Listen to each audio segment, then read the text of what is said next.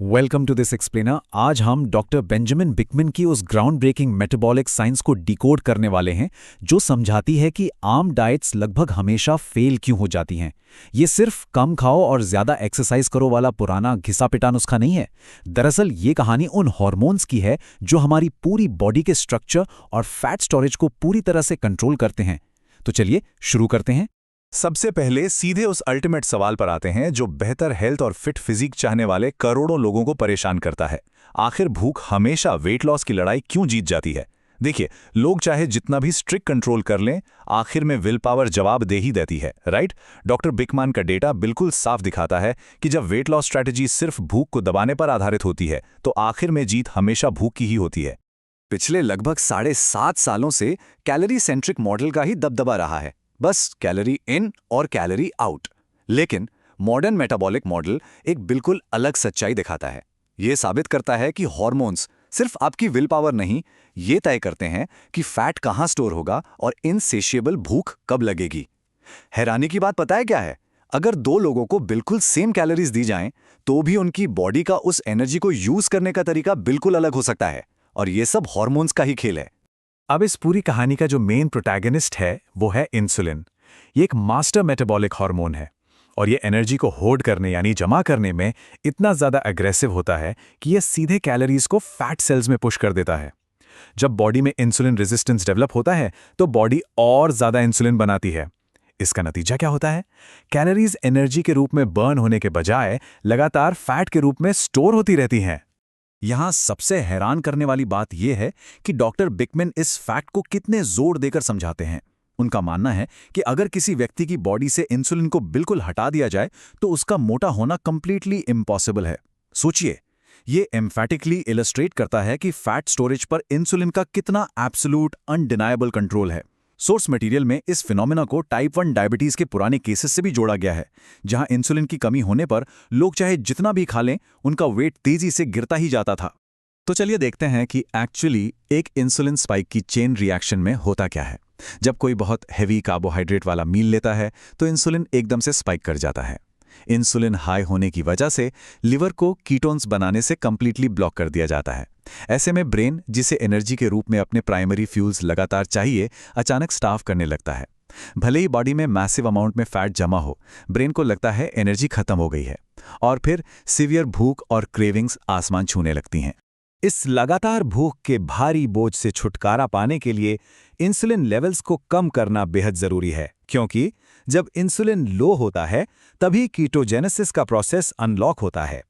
और यही एंट्री होती है हमारी इस नैरेटिव के हीरो की, कीटोन्स। ये बेहद क्लीन बर्निंग एनर्जी मॉलिक्यूल्स हैं जो लिवर तब बनाता है जब वो फैट बर्न कर रहा होता है, बशर्ते इंसुलिन लेवल्स नेचुरली लो रहें। इस प्रोसेस को समझाने के लिए डॉक्टर बिकमैन एक बहुत ही मजेदार मेटाफोर का इस्तेमाल करते हैं। वो कहते हैं कि लिवर न्यूट्रिएंट मेटाबॉलिज्म की एक सॉकर मॉम की तरह है। मतलब एक लो इंसुलिन स्टेट में लिवर हर चीज को परफेक्ट तरीके से मैनेज करता है। वो नेचुरली बॉडी फैट को बर्न होने के लिए डायरेक्ट करता है और उससे बनने वाले कीटोन्स को पूरी जेनरोसिटी के साथ ब्रेन को भेजता है ताकि उसे कंटिन्यूअसली प्रीमियम एनर्जी मिलती रहे। अब यहां सबसे क्रूशियल पॉइंट ये है, एक नंबर है 3 टाइम्स, यानी 3 गुना।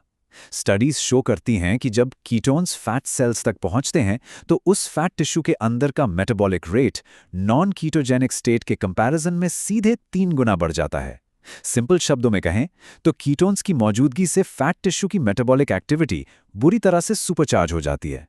और ये ब्रिलियंटली दिखाता है कि कीटोन सिर्फ एक वेट लॉस टूल नहीं है, ये एक्चुअली पावरफुल सिग्नलिंग मॉलिक्यूल्स की तरह काम करते हैं। ये ब्रेन का प्रेफर्ड और स्टेबल फ्यूल तो हैं ही, साथ ही रिसर्च दिखाती है कि ये एंग्जाइटी कम करने में यानी एंग्जियोलिटिक की तरह भी फंक्शन करते हैं। ये एलिवेटेड ब्लड प्रेशर को तुरंत ड्रॉप करते हैं और हार्ट फेलियर के केसेस में ब्लड वेसल्स को एक्सपैंड करके पूरे कार्डियोवैस्कुलर सिस्टम को बेनिफिट पहुंचाते हैं। फॉर एग्जाम्पल, हार्ट हेल्थ की इस पावर को एक रिसर्च में ऑब्जर्व किया गया। ऐसे फेलिंग हार्ट्स जिन्हें ठीक से ब्लड पंप करने में दिक्कत हो रही थी, उन्हें जब LBHB नाम का एक स्पेसिफिक कीटोन इन्फ्यूज किया गया तो रिजल्ट्स वाकई अमेजिंग थे। उन हार्ट्स ने अचानक हर सिंगल बीट के साथ 40% ज्यादा ब्लड पंप करना शुरू कर दिया। तो अब देखते हैं कि ये सब मॉडर्न सप्लीमेंटेशन के साथ कैसे जुड़ता है। दरअसल कीटोन्स दो तरह के हैं। एक है एंडोजेनस, जो बॉडी नेचुरली लिवर के जरिए बनाती है फास्टिंग या लो कार्ब डाइट से, और दूसरे हैं एक्सोजेनस कीटोन्स, जिन्हें लोग सप्लीमेंट्स या ड्रिंक्स के रूप में डायरेक्ट कंज्यूम कर सकते हैं। इसका सबसे बड़ा फायदा यह है कि स्ट्रिक्ट डाइटरी रिगर के बिना भी लोग इन कॉग्निटिव और मेटाबॉलिक बेनिफिट्स को ईजिली हासिल कर सकते हैं। एक्सोजेनस कीटोन्स जहां इंस्टेंट एनर्जी और लीन मसल रिटेंशन में मदद करते हैं, वहीं सोर्स मटेरियल बताता है कि कुछ और सप्लीमेंट्स भी मेटाबॉलिक हेल्थ को ऑप्टिमाइज करने के लिए क्रूशल हैं, जैसे क्रिएटिन। इसका 10 से 15 ग्राम्स का daily higher dose mental sharpness और कॉग्निशन को ड्रामेटिकली इंप्रूव करता है, स्पेशली स्लीप डिप्रिवेशन के वक्त। साथ ही मसल बिल्डिंग के लिए ओमेगा 3s और स्ट्रेस रिडक्शन और बेहतर नींद के लिए अश्वगंधा भी प्रिस्क्राइब्ड रूटीन का हिस्सा हैं। ओके, अब इस एक्सप्लेनर के नेक्स्ट सेक्शन पर चलते हैं, द GLP-1 रियलिटी चेक। ये आजकल का सबसे हाईली डिबेटेड टॉपिक है। ओजेम्पिक जैसी ये ड्रग्स भूख को तो इफेक्टिवली इवेपोरेट कर देती हैं, लेकिन इनके कुछ सिवियर और हिडन बायोलॉजिकल कॉस्ट भी हैं, जिन पर बात करना बहुत जरूरी है। ये चार्ट एक बहुत ही स्टार्क रियलिटी विजुलाइज करता है। एक GLP-1 ड्रग पर 2 साल रहने के बाद जो टोटल वेट लॉस होता है, उसमें से अप टू 40% हिस्सा एक्चुअली वाइटल मसल और बोन मास का हो सकता है। ये बेहद अलार्मिंग है, क्योंकि आप फैट तो लूज कर रहे हैं, पर साथ में बॉडी की स्ट्रेंथ भी, और एक बार चला गया तो शायद ये जरूरी मसल और बोन मास कभी वापस ना आए। तो लाइफ लॉन्ग ड्रग डिपेंडेंसी के बजाय एक स्मार्टर स्ट्रैटेजी क्या हो सकती है? इस प्रोटोकॉल के अकॉर्डिंग एक लोअर माइक्रो डोज से शुरुआत की जाए, साथ में targeted low carb diet coaching दी जाए, और फिर 90 दिन के बाद इन ड्रग्स को पूरी तरह से बंद कर दिया जाए। बेसिक आइडिया यह है कि ड्रग्स को सिर्फ ब्रीफली यूज करके कार्बोहाइड्रेट एडिक्शन को तोड़ा जाए और actively sustainable low insulin dietary habits build की जाएं। तो आइए देखते हैं building the perfect metabolic protocol.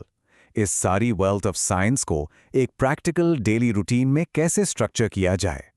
एक ऐसा प्रोटोकॉल जो डेली रूटीन को ऑप्टिमाइज करे, फैट सेल्स को श्रिंक करे, और जिसमें आपको क्रेविंग्स के साथ बिल्कुल भी लड़ाई ना करनी पड़े। ये टाइमलाइन एक highly effective routine map out करती है। सुबह अर्ली मॉर्निंग की शुरुआत फास्टेड स्टेट में एक रक यानी वेटेड वॉक और आइस बाथ से होती है, जिससे फैट बर्निंग टॉप प्रायोरिटी बनी रहे। मिड मॉर्निंग में फास्टेड स्टेट में ही रेजिस्टेंस ट्रेनिंग होती है। फिर मिड डे में एक मैसिव प्रोटीन और फैट हैवी लंच आता है, और इवनिंग में बिना किसी एक्स्ट्रा लोड के एक balanced social family dinner enjoy किया जाता है। और इवनिंग के बाद का सबसे एब्सोल्यूट क्रिटिकल रूल क्या है? Never go to bed hypoglycemic, यानी लेट नाइट स्नैकिंग पूरी तरह से एलिमिनेट करनी होगी। सोने से ठीक पहले ब्लड शुगर को अचानक स्पाइक होने और फिर क्रैश होने से रोकना बेहद जरूरी है, वरना यह नाइट टाइम रिकवरी को पूरी तरह बर्बाद कर देता है।